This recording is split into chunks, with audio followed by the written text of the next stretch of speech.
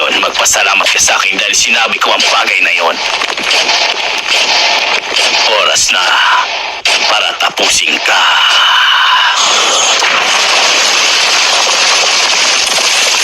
Magandang balita ito para kay Prinsipe. Kukunin ko na lang ang mga mata mo at matutuwa siya na sobra.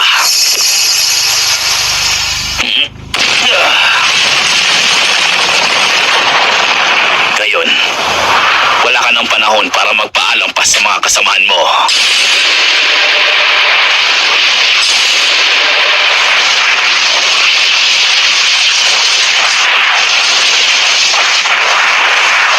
Hayaan mong ako na mismo ang magsabi sa kanila na wala ka na, Kurapika.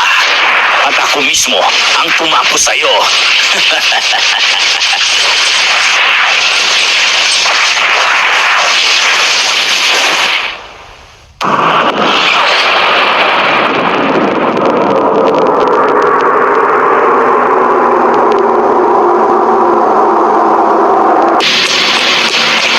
Malapit na ako.